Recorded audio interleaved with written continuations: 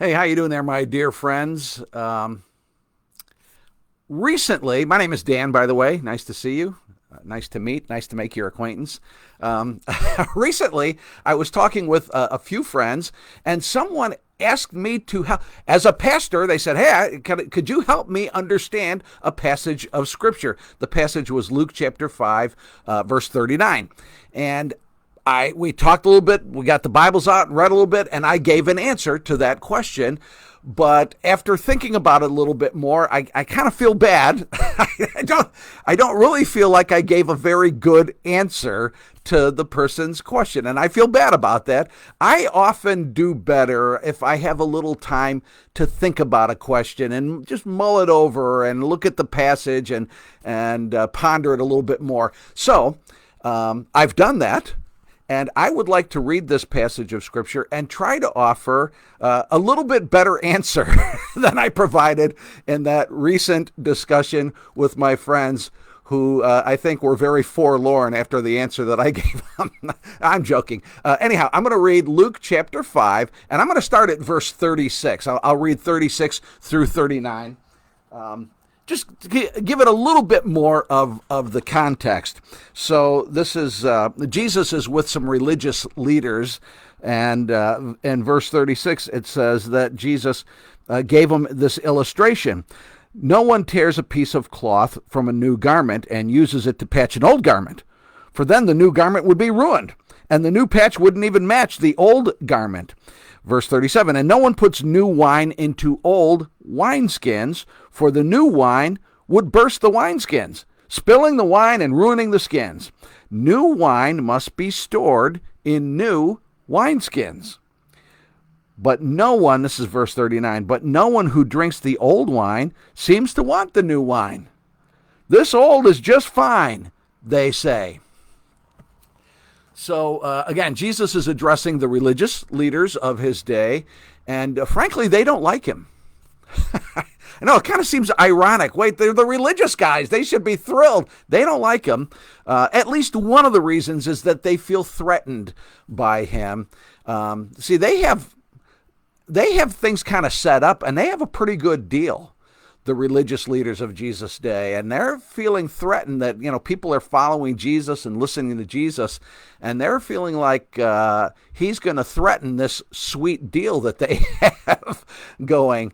And anyhow, Jesus is talking to them, and he's really talking about the new and the old. And the way he illustrates is that he uses wine and wineskins. He would illustrate using the things that the people of his day knew and understood. And so he says you can't put new wine into old wineskins. I don't know anything about wine or wineskins, but in those days they would have known. And so apparently new wine actually sort of expands as it ages, and it would break an old wineskin. Old wineskin kind of gets brittle and hard, and it doesn't really stretch. It's not pliable anymore. So you have to put new wine into new wineskins. And the new wine is into new wineskins is he's kind of talking about being willing to receive what's new. Obviously, that's the idea there. You see, what Jesus is, who he is, what Jesus is coming and introducing is, in a certain sense, new. He's ushering in, for example, a new covenant. He's actually introducing what they would consider to be a radical new understanding of God. Now, God isn't new or different. God hasn't changed. I'm talking about their understanding of God and who he is and his identity. That's going to have to change. So there are things that there's new things they're going to have to accept. What Jesus is bringing is going to change their understanding of how to be made right with God. They had a whole system in place, this for being made right with God, this whole sacrificial system. That was going to change. So Jesus is going to require of them, again, new thinking, new understandings, and they have to be willing to receive that. They have to be a new wineskin in order to receive that. But Jesus is really, really smart, right? Yeah.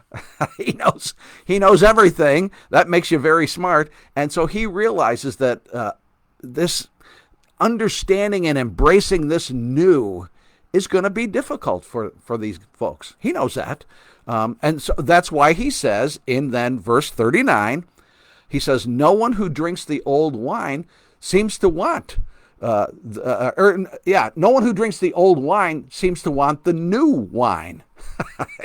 The old wine is just fine. We like the old stuff, they say. The religious leaders, they're content. Things are fine with just the way they are in their mind. Again, remember, there's a very real sense in which they got a real sweet deal going on. So they've got a vested interest in let's just keep everything exactly the way it is. I believe that part of the application for them, and this would apply to us as well, is just a simple idea. We have to be willing to follow Jesus wherever he leads. Wherever he leads.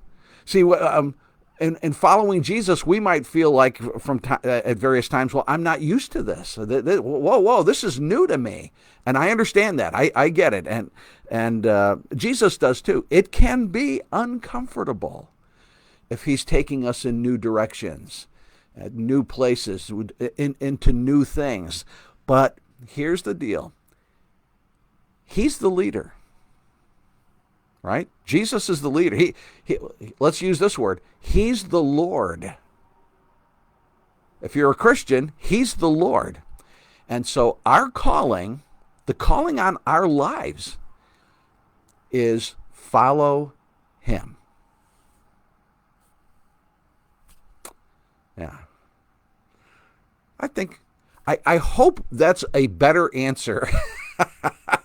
I know it's a longer answer, but I hope it's a better answer than the one that I gave to my friends before. That's it. We're good.